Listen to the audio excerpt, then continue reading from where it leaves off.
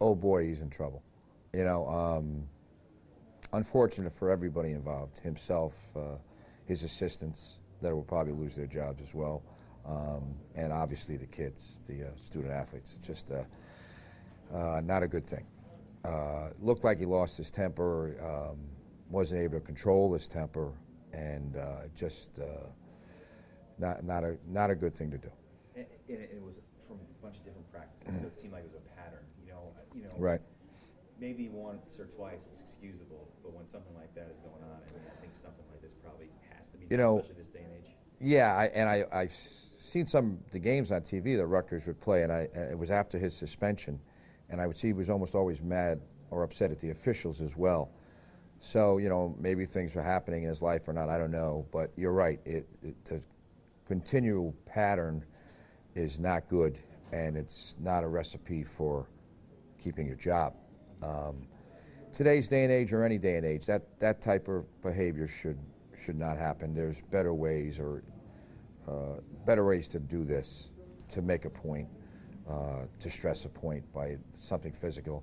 But especially today, you just don't do those things. There's a awareness, acute awareness of all these type of actions now, and you have to be careful of what you say, what you do, how you look, how people perceive you. It's just different.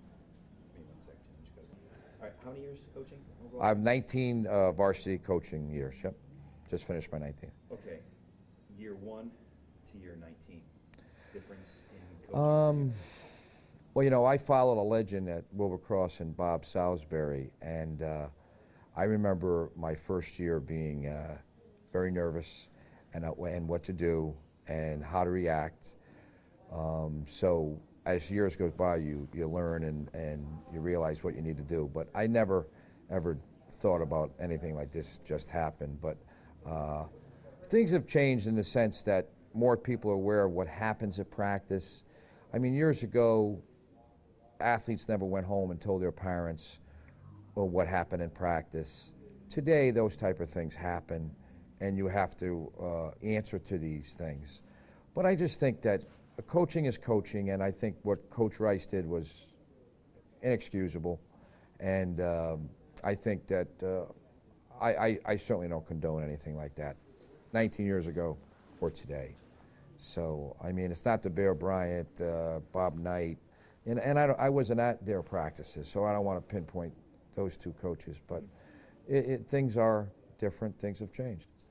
What's the fine line of, you got to have tough players, toughening your kids up, and then crossing the line into abuse? Well, certainly grabbing, hitting, tossing a ball, and you should never belittle a player in front of a group or belittle a player at all. I think yelling or raising your voice to stress a point is fine. I think belittling or making the student athlete feel bad in front of his peers is not necessarily the way to go. I think there's other ways to do it. I think there's one-on-one. You can go over and put an arm around a guy and say, hey, listen, you got to do it this way. We need you. I think that type of way is much better, and no matter when the time is, years ago, now, 20 years from now, I think that's probably a better way to do it.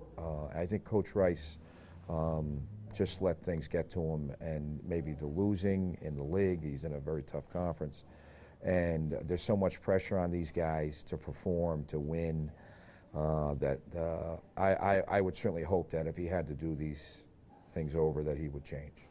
Do you find your teams now just as tough as your teams 15 years ago? I think the teams possibly were tougher years ago. Back then, John, there was more street games. There were more, everything is league orientated now. High school, AAU, summer leagues, fall leagues. Back then, my neighborhood against your neighborhood, things automatically were tougher. No referees, no coaches. Kids came into programs tougher. Now, everything is league orientated. Everybody plays X amount of minutes. You know, parents are charting minutes, parents are charting shots. These type of things probably lead to less toughness in an athlete. So I think there are other reasons besides coaches being tougher. I don't think the coach necessarily made players tougher. I think the players themselves made themselves tougher. And I think that today's day and age, everybody asks the first thing in a basketball game, how many points did you score? Not how many did you stop from scoring. You know, the player that plays tougher defense usually is the tougher kid. So in that respect, I think they were tougher back then only because of circumstances. Now I don't think they're as tough because of everybody's concerned about their child and where they fit in. And so, but there are still tough kids out there. You know, I was watching the video, and some things didn't bother me, some things did bother me. Like, you know, he at one point grabbed the guy by the shirt, moved him to a different position. That didn't bother me.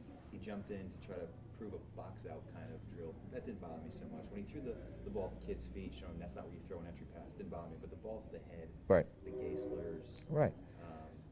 You know, is it ever right to put your hand on a kid to position him somewhere? I mean, I certainly hope that I try to put an arm around and say, let's come over here. I think grabbing a shirt in that type of fashion probably is not the way to go. There's other ways to do it. Again, I think raising your voice or yelling in a constructive manner is fine. I think, you know, in my situation at East Haven, where I have a vast gym, I have to yell. You know, I just think that yelling and belittling or making fun of is two different things. The yelling could be a very positive situation. So certainly when someone does something good, you can yell as well too. You know, so, but I think grabbing it right, throwing a ball, these are all tinkering on the edge. And you said you're on the commission? Or? Well, I'm the boys basketball commissioner now for the boys basketball coaches. On the high school level, like, are there penalties for coaches who do this? Well, I'm sure it would be handled by the individual school. Okay. You know, the school will handle that first, and it really probably wouldn't even get to the CIAC level. It would be handled by the, you know, the athletic director, principal, superintendent. And as a coach, let's, you know, play a what-if game. If something like this happened, what is the player's right? Like, does he have any defense in that situation, do you think? Well, I think the players always have a defense. I mean, our office is open, our door is open. I certainly hope, and I know my colleagues will all listen to their players, you know, get their thoughts. I mean, I actually enjoy talking basketball with my student athletes. So sure there's a defense. Hey, coach, you know, why did this happen? And I would explain. You know, I certainly hope all coaches do that. I think they do.